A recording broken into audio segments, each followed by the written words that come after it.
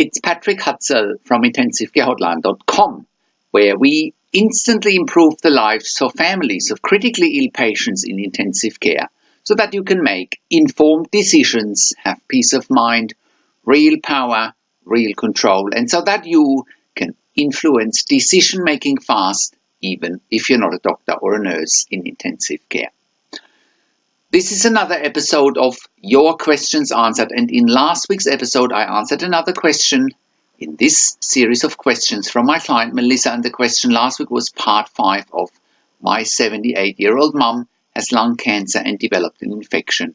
She's in ICU on the breathing tube. Can she get off it, or will she need a tracheostomy? And again, that was part 5 last week in this series of questions. You can check out last week's episode by clicking on the link below this video. In this week's episode of Your Questions Answered, I want to answer the next question from one of my clients, Steve, which are excerpts from phone and email counseling and consulting sessions with me. And the question this week is part 1 of my 73-year-old mum had a stroke and is intubated in intensive care. She can't come off the ventilator and the breathing tube. Can she have a tracheostomy and go home and have intensive care at home? And again, this is part 1 in another series of questions. So Steve writes about his mother's situation, and he says, "Hi Patrick, my otherwise very healthy 73-year-old mother had a stroke around 2 weeks ago. She's still in intensive care as she needs ventilation with pressure support and the breathing tube to help her breathe. The doctors haven't given her much hope unless her breathing on her own improves. I am wondering if your service, intensive care at home, can be an option for her. Just to give you some more details and to shed more light on her current situation. Her CO2 or carbon dioxide levels were getting high when her pressure support was down to 7, so they've put it back up to 8. Carbon dioxide levels at the moment are fluctuating between 57 to 67 millimeter per mercury. She's currently off all sedation and is getting more and more awake, and she seems to be out of the induced coma by now. She's responding well, and she has made it very clear that she wants to fight and that she wants to live. Also, her blood pressure was getting a little bit high yesterday, into the 170s. I was hoping to get the ICU to do a tracheostomy and then get her home with your intensive care at home service if she can't get off the ventilator soon. The doctors in the intensive care unit were quite adamant that tracheostomy is not an option for her, since the amount she's breathing at the moment isn't enough to sustain life, and they seem to have the opinion that most of the swelling in the brain would have gone down by now. Anyway, I was adamant with them too about giving her time, and they agreed with that and are relaying my thoughts to the main ICU consultant on duty this week. My mother had another CT scan of the brain today after she had 2 CT scans of her brain over the last 2 weeks since she first went into intensive care, and the doctors are pretty much saying that it shows the swelling has gone down and so she may never improve. They are saying her breathing levels, the amount she's taking in, isn't high enough to sustain life. For example, she's taking in 200 mils per breath and she needs to be at 400 mils per breath she's taking. Also, they're saying no nursing home will take someone with a ventilator and are raised tracheostomy and ventilation at home as an option. And they said it'd be highly involved with 24-hour care needed pretty much. I have also attached a picture of the ventilator so you can see her current settings and levels. Can you please let me know what our options are? Thank you, from Steve. And if you are watching this and you want one-on-one consulting and counseling with me, go and click on the top of the website to the counseling and consulting options and select from the options that work best for you. So here is my response to Steve. Hi Steve, thank you for your question and thank you for using my one-on-one phone and email counseling and consulting service. I can definitely help you with intensive care at home should your mother have a tracheostomy down the line and can't come off the ventilator. Even if your mother needs ventilation with a mask, BiPAP mask or NIV, down the line in a home care environment, I can help you. Intensive care at home can provide up to 24/7 intensive home care nursing once your mother is medically stable and off the inotropes and vasopressors. It doesn't sound to me like she is still on inotropes or vasopressors. Therefore, once your mother has a tracheostomy, she should be able to go back home with my service intensive care at home. It's good to hear that you are standing your ground, and it's good to hear that you are asking all the right questions and that you're asking for what you want. Most families in intensive care are too timid to do that. They are scared and intimidated by the intensive care team's perceived power and perceived authority. The reality is that 99% of the families in intensive care are too timid to ask for what they want, and they therefore make no informed decisions, have no peace of mind, no control, no power, and no influence. The good news is that even if your mother can't breathe by herself without the breathing tube, she can have a tracheostomy. Given that your mother has now been ventilated for over 2 weeks, it's time to do a tracheostomy. I'll have some evidence here for you when to do a tracheostomy. So I've put some links below this video to other articles and videos that talk about when a tracheostomy should be done. And if you're watching this on YouTube, click on the link below this video. That'll get you to our website, to the written version of this blog, and you can check out all the other articles and videos when to do a tracheostomy. For example, one article is how long should a patient be on a ventilator before having a tracheostomy? The other article and video is how long can a breathing tube or an endotracheal tube stay in? The next article and video is what are the risks and benefits of a tracheostomy, and why would a critically ill patient in an induced coma need a tracheostomy in intensive care? Not doing a tracheostomy after about 2 weeks is negligent as far as I'm concerned, especially since your mother is awake, can follow commands, and is able to communicate what she wants when asked. As you would have seen by now, a breathing tube whilst being awake is very uncomfortable, and it isn't really best practice, as you can see in the articles and videos that are linked towards. Once your mother has a tracheostomy and she's medically stable, we can take her home with intensive care at home. This creates a win-win situation because we can give you, your family and your mother what you want, and we can reduce the cost of an intensive care bed by around 50%.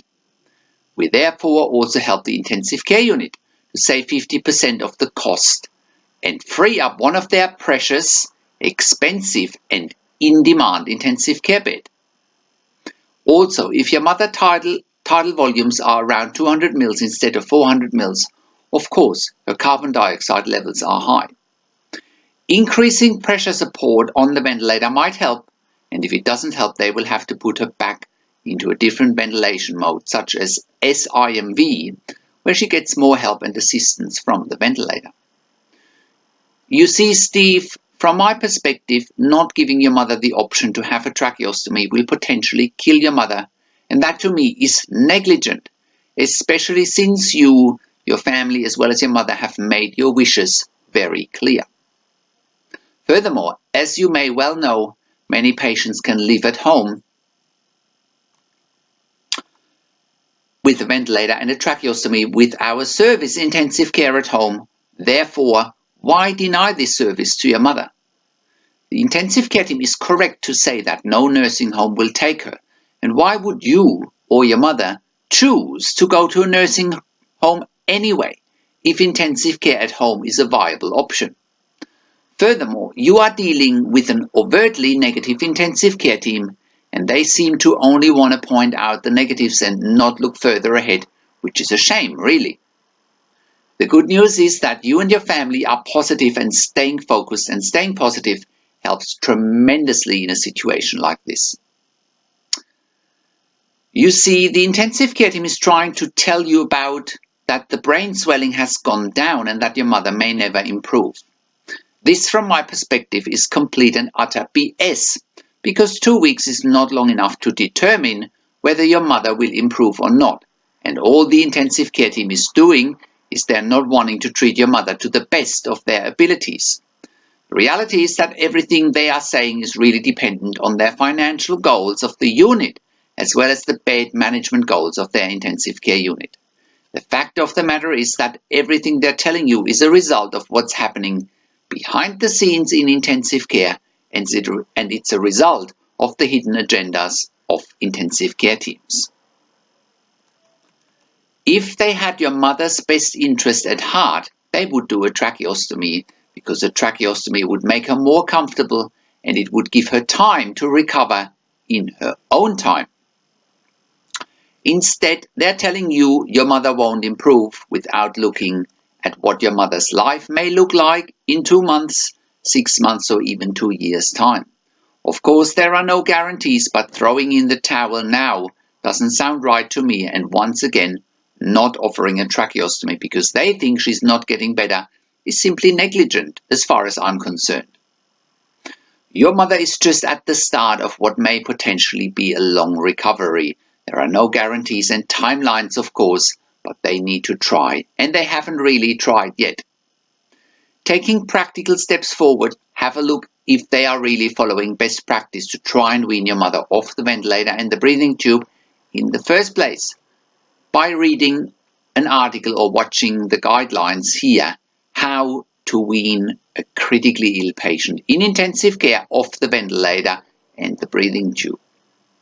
If they are following those best practice guidelines and she can't be weaned, then you can refer back to the articles and videos that are linked to before when to do a tracheostomy.